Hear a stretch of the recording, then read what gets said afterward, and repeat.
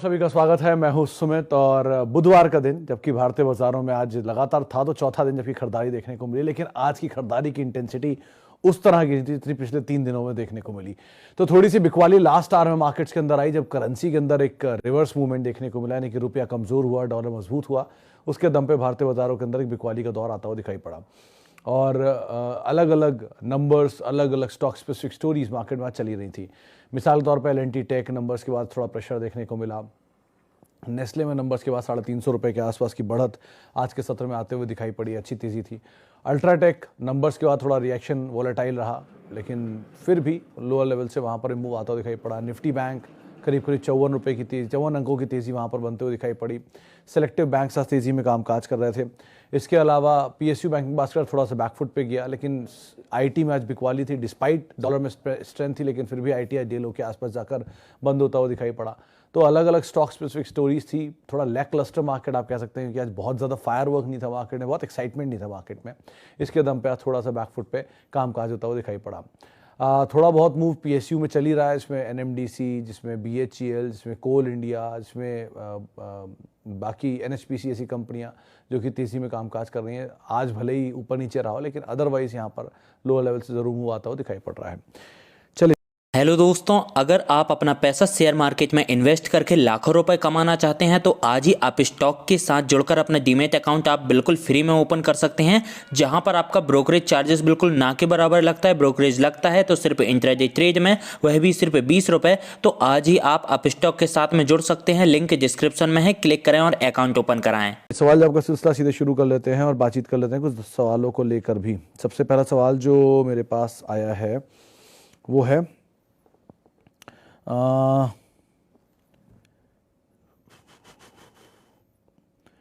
Solar industries and Timken India for pure long term view can do SIP in that. मतलब sir, solar industries को तो avoid ही कर सकते हैं।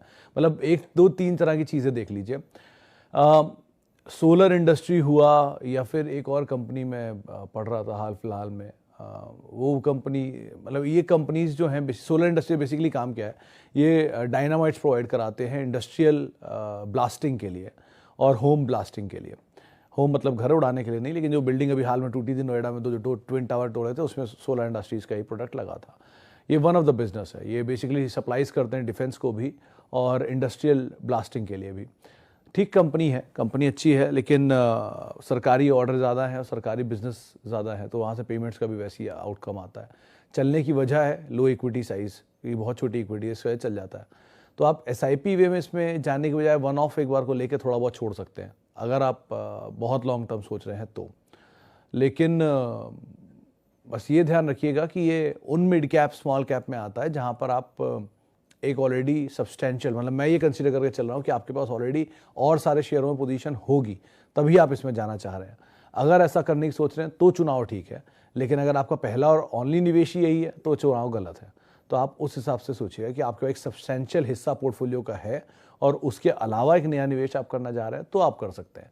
लेकिन अदरवाइज आपका आउटराइटली यही निवेश है तो आप एटलीस्ट इसको अवॉइड कर सकते हैं। बहुत सारे अच्छे नाम पहले खड़े हैं, उनको खड़े कर लीजिए, यानी कि एक बेस बना लीजिए, उसके बाद आप एक्सपेरिमेंट करते रहिएगा। Okay sir, need to add KPIT and happiest mind but both are highly overvalued. ये बिल्कुल सही कहा हेमंत सर आपने। आज ही अभी किसी एक फ्रेंड से, ऑफिस के कलीग से बात हो रही थी, तो वो बड़ा ही बुलिश है KPIT को। तो उन्होंने बोला कि अगला टाटा एलेक्सी बनेगा। तो नंबर्स जब मैंने चेक किए तो टाटा एलेक्सी केस में 7 करोड़ शेयर हैं टोटल मार्केट में। 27 करोड़ शेयर हैं KPIT के। 250 करोड़ ऑड का प्रॉफिट है KPIT का सालाना, और 560 करोड़ का प्रॉफिट है टाटा एलेक्सी का सालाना, जो मोटे मोटे आंकड़े मैंने देखे हैं। इसी से ही बहुत सारी चीज़ें क्लियर हो जाती हैं कि किस तरह का साइज़ टाटा एलेक्सी का है और किस तरह का साइज़ KPIT का है, और किस तरह का इक्विटी डायल्यूशन टाटा एलेक्सी ने नहीं किया है जो KPIT ऑलरेडी कर चुका है। तो इसीलिए अगर आप इन दोनों को एडजस्ट कर देंगे तो KPIT काफ़ी महंगा आपको दिखाई पड़ेगा। तो ये बात बिल्कुल सही है, KPIT बहुत महंगा है। हैप्पीएस्ट माइंड तो ऑलरेडी 150 की PE पे चल रहा है, जब से लिस्ट हुआ तब से लेके अब तक 250 था, 250 से घट के 150 आया, तो अभी तो इनको भी और समय लगेगा। तो दोनों में ऐड करने की बजाय आप एक बार को टाटा एलेक्सी में ऐड कर लीजिए सिचुएशन, क्योंकि वो ऑलरेडी बहुत टूट चुका है, बहुत ईज आउट हो चुका है। 10,000 रुपये का शेयर टूट के 7,000 की रेंज में आ गया। खोने के लिए मैक्सिमम 2,000 रुपये होंगे यहाँ से, मैक्सिमम। मतलब 1500-2000 के आसपास और डाउन साइड शायद खुल जाए। 50% ज़्यादा एरोजन क्या ही होगा टाटा ग्रुप की कंपनी में, लेकिन पाने के लिए एक बार को पूरा आपके सामने ब्लू स्काई है। सो बेटर ये कि वहाँ डाउन साइड रिस्क लिमिटेड है, तो आप थोड़ा बहुत वहाँ ऐड कर सकते हैं। वो कंसोलिडेशन में जाएगा वो बात अलग है। टाटा एलेक्सी बहुत समय तक अब एक ही दाम के अंदर रहेगा, एक ही रेंज के अंदर रहेगा, थोड़ा बहुत ऊपर नीचे करेगा, लेकिन एटलीस्ट सेफ साइड पे आप रहेंगे दोनों के कंपैरिजन, तो आप उसको देख लीजिए, ज़्यादा बेटर दिख रहा है।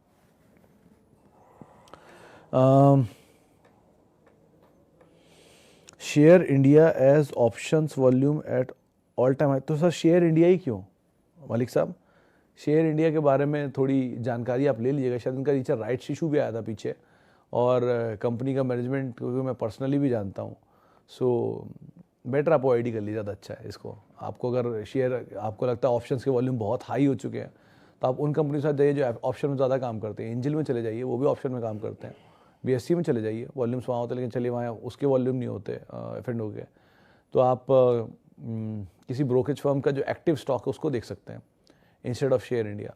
तो लेकिन ये मोमेंटम रहेगा, इसका आप ध्यान रखिएगा। ऑप्शन वॉल्यूम आज बढ़ा है, कल नीचे भी आ सकता है, और ये एक दिन के वॉल्यूम्स इनके नंबर से कोई बड़ा फेरबदल नहीं आ जाएगा। सो इसलिए आप बहुत सारी चीज़ें देख संभल के कॉल लीजिएगा, लेकिन चुनाव शेयर का थोड़ा गलत है। Rupee dollar hit all time low, it will affect Indian market in upcoming days. Das साहब ये होगा ज़रूर, इम्पैक्ट तो करेगा। मैं पानी पी लूँ। देखिए ऐसे समझिए कि रुपी डॉलर से बहुत सारे इम्पैक्ट आएंगे। जितनी डॉलर रिलेटेड कंपनीज हैं उनको, डॉलर रेवेन्यू जनरेटेड कंपनी है, उनको तो फ़ायदा होगा, रियलाइजेशन अच्छे होंगे। जितनी इनपुट कॉस्ट बाहर से उठाती हैं उनकी कॉस्ट बढ़ जाएगी, उन पे इम्पैक्ट आएगा नेगेटिवली। डॉलर की डिमांड, मतलब अब क्योंकि ये रुपी डॉलर की इक्वेशन है ज़्यादा, तो जितनी मल्टीनेशनल्स हैं इनको पेमेंट करने पड़ेंगे हायर रॉयल्टी के डॉलर में, वो इनके लिए एक इम्पैक्ट करेंगे। तो इसलिए जितनी MNCs होती हैं उनको इश्यूज़ हैं। जिन्होंने फॉरेन बेस्ड फंड रेज कर रखा है उनको दिक्कत हुई, उनको पे आउट्स करने पड़ते हैं डॉलर में, तो उनके पे आउट्स पे इशू आएगा। लेकिन हैविंग सेड दैट, ये विद टाइम डॉलर अपनी रेंज चेंज करता रहता है। पहले एक ज़माने में 62-63 था, फिर 72 हो गया, अब 82 हो गया। तो कुछ टाइम में डॉलर अपनी रेंज ऐसे ही चेंज करता है। ये एक्सपोर्ट ओरिएंटेड कंपनियों के लिए अच्छा भी है, इंडिया जैसे देश के लिए कुछ हद तक बुरा भी नहीं कह सकते ऐसे, क्योंकि आप बहुत बड़े एक्सपोर्टर हैं। तो मतलब इंडिया बेसिकली एक्सपोर्टर बन रहा है विद टाइम, तो इनके लिए अच्छा होगा, लेकिन हमेशा अच्छा होगा ये नहीं है। तो कहीं अच्छा है कहीं बुरा है, मिला जुला सा इम्पैक्ट है। लेकिन क्योंकि आप डिमांड ड्रिवन कंट्री हैं और डिमांड के साथ साथ कंज्यूम भी करते हैं और एक्सपोर्ट भी करते हैं, तो आपके लिए ज़्यादा बेटर साइड पे सिचुएशन बन सकती है। अब कितना इम्पैक्ट इसका रहेगा गोइंग फॉरवर्ड, क्या इम्प्लीकेशन रहेंगे, हाँ फॉरेक्स रिजर्व के ऊपर इम्पैक्ट आएगा, तो ऐसे बहुत सारे अलग अलग इश्यूज़ हैं। तो किसी के लिए फ़ायदा, किसी के लिए नुकसान, किसी को दिक्कत, किसी को नहीं। तो डिपेंड करता है आप किस खेमे के साथ खड़े हैं या किस कंपनी में निवेश कर रहे हैं, किस सेक्टर में निवेश कर रहे हैं। लेकिन जैसे NRI पेशेंट्स यहाँ पे बढ़ जाएंगे तो मैक्स के लिए अच्छा है, क्योंकि उनके NRI सारे पेशेंट आते हैं। लेकिन साइमल्टेनियसली उनके साथ कोई और इशू आ सकता है कि उन्होंने ओवरसीज डेट रेज कर रखी है, तो उनके लिए वो दिक्कत है। तो इसलिए बहुत कुछ पढ़ना पड़ेगा इसके लिए, किस पर क्या इम्प्लीकेशन आ रहे हैं, और उसके हिसाब से आपको कॉल लेनी पड़ेंगी। Okay, DB Corp results today. What is your view on buy in the stock for short term? Short term में ट्रैक नहीं करता राजीव सर, माफ़ी चाहूँगा। नंबर ज़रूर आने वाले हैं, कल इसकी मैनेजमेंट भी आपको CNBC आवाज़ पे दिखाई पड़ेगी, लेकिन छोटी अवधि में स्टॉक को ट्रैक नहीं करता या नंबर्स को ट्रैक नहीं करता, तो उसके लिए माफ़ी चाहूँगा। Okay, L&T Tech and Gujarat Fluoro for long term. Venus Pipe going up vertically. Is this company good? Anil sir, Venus के लिए तो मैं रिसेंटली एक नोट पढ़ रहा था। गुजरात बेस्ड कंपनी है, टेक्सटाइल पाइप्स में काम काज करती है, छोटी कंपनी है स्पेस की, और हाल के IPO है, तो अभी तो इसके बारे में कुछ भी कहना मुश्किल है। सो फार प्राइमा फेसी जो डिटेल इनकी PPT में दिया हुआ है वो तो सब अच्छी दिख रही है, लेकिन इतनी जल्दी किसी भी कंपनी को जज कर लेना इतना आसान नहीं होता। एक दो झटके खा जाएंगे तो फिर ज़्यादा क्लियर हो जाता है। रही बात L&T टेक की, L&T टेक के नंबर्स वीक थे। इनका जो TCV है, टोटल कॉन्ट्रैक्ट वैल्यू, वो इनको आज इस बारी $60 मिलियन में मिली है, जो पिछली बारी $50 मिलियन थी, उससे पहले $100 मिलियन की मिली है, तो वो अच्छी डील पाइपलाइन है। वन, कॉन्स्टेंट करेंसी ग्रोथ इनकी शायद 4.5% आई है, और इन्होंने जो रेवेन्यूज़ की गाइडेंस थी उसको भी अपवर्ड साइड पे रिवाइज किया, 13.5% से बढ़ा के शायद 15.5% किया। तो कंपनी मैनेजमेंट मैंने खुद बात की थी आज, तो इसीलिए मुझे लग रहा है कि ये ऑप्टिमिस्टिक साउंड तो कर रहे हैं। इंजीनियरिंग की सबसे अच्छी कंपनी है। एक सवाल पर थोड़े स्केप्टिकल हुए थे कि यूरोप और US मार्केट की ग्रोथ कैसी दिख रही है, तो उन्होंने थोड़ा जवाब उसका नहीं दिया, या बात टाल दी कह लीजिए, लेकिन फिर भी सिचुएशन वो बहुत ही बुलिश है, तो अभी थोड़ा नीचे आ रहा है तो आने दीजिए, ऐड करते रहिए, ज़्यादा बेटर है। कंपनी में खराबी नहीं है, लेकिन थोड़ा बहुत नीचे आप ऐड कर सकते हैं इसको। Okay, Ather Industries and Hariom pipe. Hariom pipe तो सर फिर भी मिड टर्म के लिए ठीक है सागर साहब, लेकिन एथर तो अभी रिसेंटली लिस्टेड है, दोनों ही रिसेंटली लिस्टेड है, तो क्या ही बोलूँ इनके बारे में। सर रिसेंट लिस्टेड कंपनियों के बारे में थोड़ा इवैल्यूएशन मुश्किल होता है, क्योंकि डीआरएसपी की कहानी कुछ और होती है और एक्चुअल सिचुएशन कुछ और होती है। डीआरएसपी आईपीओ से पहले आने वाला पेपर है, तो उस पेपर के अंदर बहुत सारी चीज़ें वो ऐसी भी बन सकती हैं जो आईपीओ को बेहतर दिखाने के लिए बनी जाती हैं, लेकिन गोइंग फॉरवर्ड जब बाजार में वो लिस्ट हो जाता है तो बहुत सारी चीज़ें बाजार उसे इवैल्यूएट करता है, और हर क्वार्टर के नंबर के साथ वो इवैल्यूएशन होता है, तब उनकी रियल सिचुएशन समझ में आती है। आपने दोनों ही कंपनियां वो खरीदी है जो हाल के आईपीओ की, तो इनके बारे में कुछ भी नहीं कह सकते 2 क्वार्टर 4 क्वार्टर के नंबर देख के, तो थोड़ा समय दे दीजिए। अगर आप निवेशक हैं तो थोड़े समय देने में कोई दिक्कत नहीं है आपको, लेकिन अगर आप निवेशक नहीं है तो छोटी अवधि के तो वैसे भी बाजार नहीं ट्रैक करता, तो मतलब ही नहीं बनता। ओके, मिसेस बेक्टर को अमित सर आप होल्ड कर सकते हो, इसमें ऐसा कोई मतलब समय ज़्यादा ले सकता है कि ये लिस्ट हुआ, हाल की लिस्टिंग है ये भी अगेन, लेकिन इसको इतना समय नहीं हुआ, तो समय देने के बाद नीचे भी आया है स्टॉक, और प्रोडक्ट एटलीस्ट ठीक है, और सप्लायर्स भी ठीक है, कस्टमर भी ठीक है। इनपुट कॉस्ट का इम्पैक्ट रहेगा, क्योंकि वो पीछे वीट के प्राइसेस बढ़े थे, तो ये मेजर ब्रेड सप्लायर्स हैं, तो वो, लेकिन डिमांड ड्रिवन स्टोरी इंडिया की, तो डिमांड तो अच्छी रहेगी ही। अब एक चीज़ का आप ध्यान रखिएगा कि कंपनी जो माल बेच रही है, वो माल, बिका हुआ माल कंपनी के मुनाफे में भी दिखना चाहिए। ऐसा ना हो कि कंपनी माल ज़्यादा बेच रही हो और मुनाफे में ना आ रहा हो, ये चीज़ थोड़ी नुकसानदेह हो सकती है। जैसे जुबिलेंट फूड जैसी कंपनियों में यही अच्छा है कि वो माल बेचते हैं, नीचे मुनाफे में दिख जाता है। ऐसा नहीं है कि वो जोमेटो की तरह माल बेच रही है लेकिन मुनाफे में नहीं आ रहा, तो थोड़ा इसका ध्यान रखिएगा कि बीच में सब कुछ खा गया, चाहे ब्याज हो, चाहे टैक्स हो, चाहे खर्चे के तौर पे हो, लेकिन ऐसा कुछ भी खाना, मतलब बीच में मुनाफा नहीं आना, तो जिसमें मुनाफा नहीं हो कंपनी वैसे भी किसी काम की नहीं लगती मुझे, तो देखते रहेगा इस चीज़ को। सो फार ये कंपनी ठीक लग रही है, बाकी नंबर्स बताएंगे आगे गोइंग फॉरवर्ड कैसे रहते हैं। सनोफी इंडिया कुछ इशू, मधुर सर ये बात मुझे भी मतलब आज मैं 5600 का दाम देख रहा था, तो मुझे भी लगा कि 6800 रुपये टूट के 5600 रुपये आ गया, 1400-1500 रुपये साफ हो गया शेयर, ऐसा कोई इशू दिख तो नहीं रहा, लेकिन साथ साथ एबट भी नीचे आ रहा है, साथ साथ ग्लैक्सो भी नीचे आ रहा है,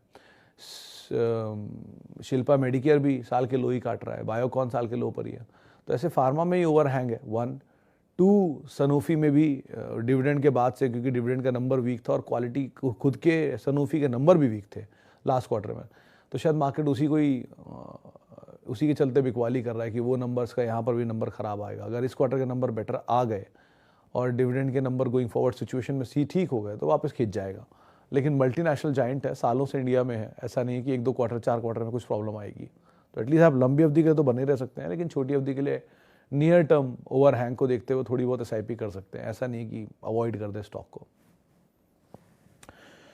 ओके, ट्राइडेंट के बारे में सर एक बड़ी तेज़ी के बाद मिला हुआ स्टॉक है, जिस भाव पे अभी आप देख रहे हैं इसको। 3 कारोबार में कंपनी बेसिकली काम करती है। पहला इनका एक पेपर बिजनेस है, दूसरा इनका टेक्सटाइल बिजनेस है, तीसरा इनका रिन्यूएबल पावर बिजनेस है। तो टेक्सटाइल बिजनेस तो इनका मेजर एक्सपोर्टर है, जो कि इनके लिए बेनिफिशियरी रहेगा ये डॉलर की इक्वेशन, लेकिन यूएस की डिमांड सबड्यूड है, तो थोड़ा बहुत हिट वहाँ पर आएगा। यूएस की डिमांड अब यहाँ से, मतलब डोमेस्टिक और यूएस दोनों ही डिमांड यहाँ से इंप्रूव होनी चाहिए, क्योंकि फेस्टिवल शुरू हो रहे हैं इंडिया में भी और यूएस में भी, तो इसलिए शायद थोड़ा बेटर हो सेकेंड हाफ इनके लिए। हैविंग सेड दैट, चला बहुत है, 5-7 रुपये का शेयर 55 रुपये हो गया, 60-70 रुपये भी देखा है मैंने, तो वहाँ से अब थोड़ा नीचे आ भी गया, तो 35-40 रुपये की रेंज में चल रहा है, तो ऐसा कुछ खोने के लिए बहुत कुछ नहीं है, लेकिन आप थोड़ा बहुत एटलीस्ट पोजीशन यहाँ ले सकते हैं, और है तो आप बने रह सकते हैं। ओके, आज एक चीज़ मैं ऑब्जर्व कर रहा हूँ कि मिड कैप पे बहुत सवाल आ रहा है, मतलब फ्रंट लाइन है कंपैरिजन में मिड कैप भरा पड़ा है सवालों में, तो इसका मतलब मिड कैप में लोग फंसना शुरू हो गए हैं। ग्रीव्स कॉटन 162 रुपये में, सर ये स्टोरी बेस्ड मूव था इसमें जो लास्ट आया था कि जैसे जैसे वो ईवी की स्टोरी प्ले हुई वैसे वैसे चलना शुरू हो गया, लेकिन कंपनी बहुत पुरानी और बहुत समय से इसी मोमेंटम को ही पकड़ती है हमेशा से, कभी इसमें लॉन्ग टर्म स्टोरी तो मैंने देखी नहीं बनते हुए इतने सालों से, 2007-8 से देख रहा हूँ इस कंपनी को, तो बेटर यही है कि आपको कोई मोमेंटम मिले तो आप निकल ही जाएँ, वो अच्छा है। इससे बेटर सीजी पावर की स्टोरी आप उसको देख सकते हैं एटलीस्ट, अगर ईवी में ही खेलना चाहते हैं तो। आज भी नंबर ठीक थे, 200-250 करोड़ के सामने 170-180 करोड़ का मुनाफे का नंबर आया। तो इतना कोई ख़राब नंबर वहाँ पर नहीं है, एटलीस्ट आप वहाँ पर देख सकते हैं सिचुएशन अगर वो नीचे मिल जाए तो। ओके, फ्रेश बाय नायका के केस में सर मेरे को तो फ्रेश बाय नहीं समझ में आता अभी भी। बहुत सारे रीज़न है इसमें, मैं एक तो क्या ही बताऊँ आपको, ढेरों रीज़न है। इक्विटी डाइल्यूशन का सबसे बड़ा रीज़न मुझे दिख रहा है। पहला, इतना बड़ा बोनस देने की कोई लॉजिक इस प्रॉफिट के ऊपर मुझे समझ में नहीं आया था। 18 पैसे की EPS अगर कोई कंपनी कर रही है अपनी बोनस डाइल्यूशन के बाद, तो क्या सोच के कर रही है? मतलब 18 पैसे की EPS, क्या प्रॉफिटेबिलिटी गोइंग फॉरवर्ड रहेगी इस तरह के दाम पर? तो इसलिए मुझे तो स्केप्टिकल दिख रहा है। और अभी तो IPO आया और अभी में ये सब हो गया, तो और समय दीजिए, अपने आप शायद सिचुएशन क्लियर हो जाएगी। मतलब हैरत नहीं होगी अगर मुझे 3 डिजिट या 2 डिजिट भी दिख जाए कभी जीवन में, तो बात अलग है। वो बोनस स्प्लिट के बाद नहीं, प्री बोनस स्प्लिट में। लेकिन अभी कुछ नहीं कह सकते, तो ज़रा चलने दिए सिचुएशन। क्या पता जो फैशन वेंचर है वो उनके लिए काम कर जाए, वहाँ से प्रॉफिट आ जाए, या गोइंग फॉरवर्ड बहुत अच्छे नंबर दे दें। लेकिन अभी के हिसाब से तो सिचुएशन नहीं सही लग रही ऐसी।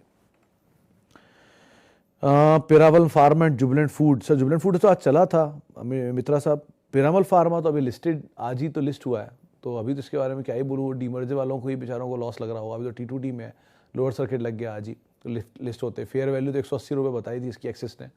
180 की फेयर वैल्यू, तो 160 तो मान ही लीजिए कि मिल जाएगा। अगर 107 मिल जाता तो वहाँ एंटर कर सकते हैं।